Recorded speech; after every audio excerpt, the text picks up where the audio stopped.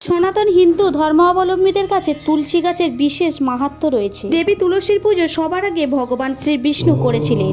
ভগবান শ্রী বিষ্ণু বলেন, যেই প্রকারে দেবী লক্ষ্মীর দ্বারা বৈকুণ্ঠধাম শোভাপ্রাপ্ত হয়, ঠিক একই কারণে দেবী তুলসীর দ্বারা বৈকুণ্ঠধাম পবিত্রতা প্রাপ্ত করেছে। পৃথিবীর যেই স্থানে তুলসী গাছ থাকবে সেখানে কখনো অন্যায় ও অপবিত্রতা বাস করতে পারবে না।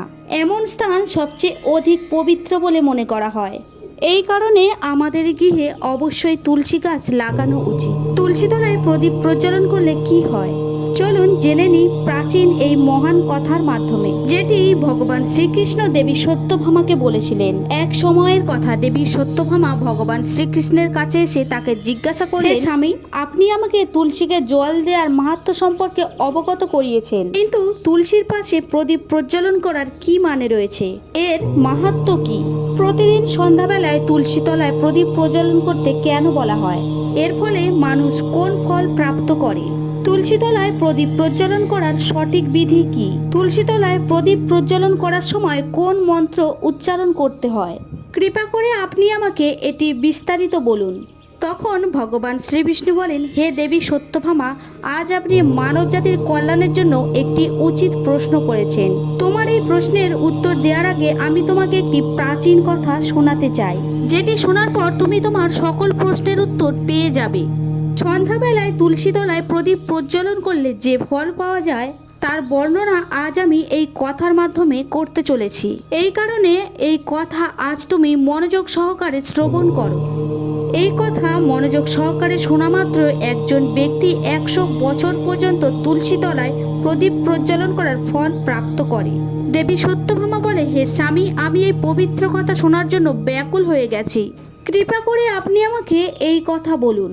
তখন ভগবান শ্রীকৃষ্ণ বললেন, অনেক সময় আগেকার কথা, দক্ষিণ দিশায় তুঙ্গভদ্রা নামে একটি অনেক বড় নদী রয়েছে। সেই নদীর পাশে হরিহর নামে একটি অত্যন্ত সুন্দর নগর রয়েছে। ওই নগরে হরিদীক্ষিত নামে একটি ব্রাহ্মণ বাস করত। তিনি অত্যন্ত ধর্মপরায়ণ ও মহান শাস্ত্রজ্ঞ ছিলেন। তিনি বেদ, পুরাণ ইত্যাদি সমস্ত মহান শাস্ত্রের অধ্যয়ন করেছিলেন। ওই ব্রাহ্মণের যে স্ত্রী ছিলেন তাকে সকলে দুরাচারা বলে সম্বোধন করত, কারণ তার নামই তার কর্ম অনুসারে রাখা হয়েছিল। কারণ সে সর্বদা তার স্বামীর সাথে কলহ করত। সেই স্ত্রী সর্বদা তার নিজের স্বামীকে কুবাক্য বলতো। স্বামীর জন্য কখনো সে ভোজন নির্মাণ করত না, কখনো সে তার স্বামীর সঙ্গে প্রেমপূর্বক ব্যবহার করেনি। স্বামীর মিত্র ও পরিবার পরিজন যখন তাদের গৃহে আসতো, তাদেরকে অপমানিত করে তার গৃহ থেকে তাড়িয়ে দিত এবং স্বয়ং কাম ভাবনা দ্বারা উন্মুক্ত হয়ে খারাপ মহিলাদের সাথে এদিক ওদিক ঘুরে বেড়াতো।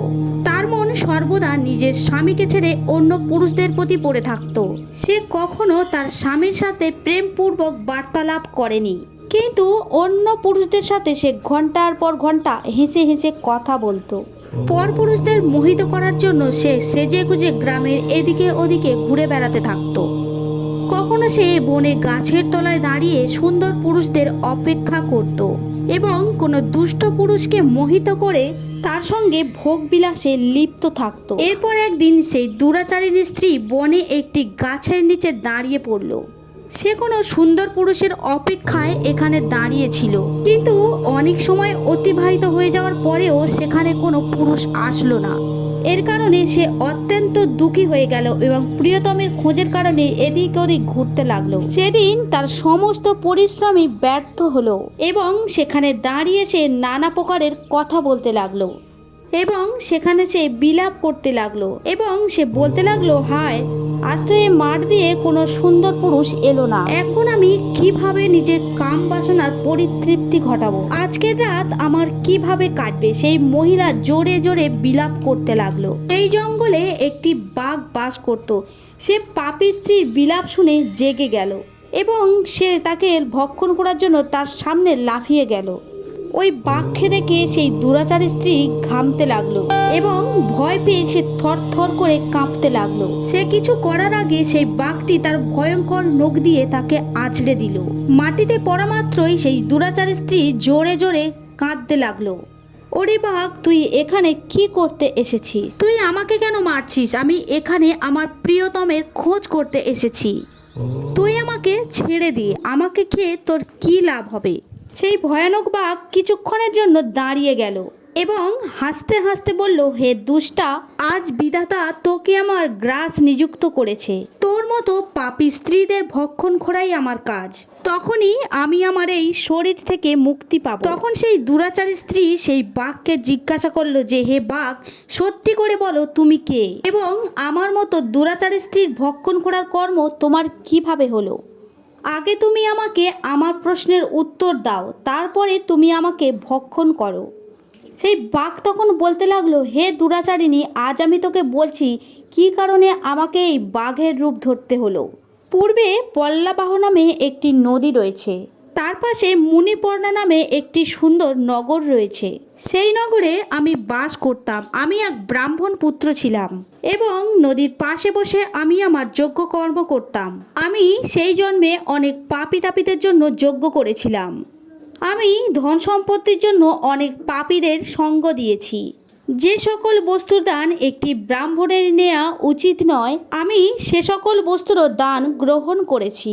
আমি অন্যের কাছ থেকে ধন নিতাম, কিন্তু কখনো সেই ধন ফেরত দিতাম না। এই প্রকার পাপ কর্ম করতে করতে আমার বহু সময় কেটে গেল। এক সময় আমি বৃদ্ধ হলাম, আমার সব চুল সাদা হয়ে গেল, কিন্তু তবুও আমি আমার পাপ কর্ম থেকে বিরত হলাম না। এইভাবে নিরন্তর আমি মানুষদেরকে ঠকাতাম। মিথ্যা বচন বলে, মিথ্যা মন্ত্র বলে আমরা দেব ও দেবতাদের পূজা করেছিলাম এবং মানুষের কাছ থেকে অনেক ধন সংগ্রহ করেছিলাম। এরপর রাস্তায় যেতে যেতে হঠাৎই একটি অসুস্থ কুকুর আমাকে কামড়ে দিল এবং আমি সেখানেই মারা গেলাম। আমার মৃত্যুর পর যমের দূতেরা আমাকে নিতে আসলো। সেখানে ধর্মরাজ চিত্রগুপ্তের কাছে আমার সমস্ত কর্মের লেখাজোখা চাইলেন। তিনি যমরাজকে বললেন, হে ধর্মরাজ, এই ব্রাহ্মণ অনেক পাপ কর্ম করেছে। এই ব্রাহ্মণ অন্যকে মিথ্যা কথা বলে তাদের কাছ থেকে ধন সম্পত্তি লুট করেছে।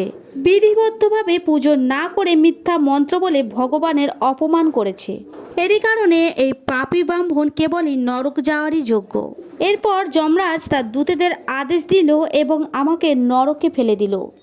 এরপর আমি বাঘের শরীর প্রাপ্ত করলাম এবং এই দুর্গম বনে বাস করতে লাগলাম। আমি আমার পূর্বজন্মের পাপের কথা স্মরণ করে মহাত্মা, সাধু পুরুষ ও কোনো সতী স্ত্রীদের ভক্ষণ করি না। পাপী, দুরাচারী ও কুলটা স্ত্রীদের ভক্ষণ করে থাকি, যাতে আমি আমার এই পাপ থেকে মুক্তি পেয়ে যাই। সেই বাঘ তার পূর্বজন্মের সমস্ত বৃত্তান্ত শোনালো এবং সেই স্ত্রীকে বলতে লাগলো, হে পাপিনী, তোর আচরণের দ্বারা তোকে কুলোটা মনে হচ্ছে। তুই নিজের স্বামীকে ছেড়ে এই বনে অন্য পুরুষদের সাথে ভোগবিলাসে লিপ্ত হয়েছিস। আজকের আমার গ্রাস তুই অবশ্যই হবি। এমনটা বলে সেই বাঘ তার তীক্ষ্ণ নখ দিয়ে বিভিন্ন খণ্ডে ভাগ করে দিল এবং সেই দুরাচারী স্ত্রীকে খেয়ে নিল। এবং সেখানে যমদূতের দূত হাজির হলো এবং সেই পাপী নারীকে নিয়ে যমালয়ে উপস্থিত হলো। সেখানে তারা তাকে যমরাজের সামনে দাঁড় করালো।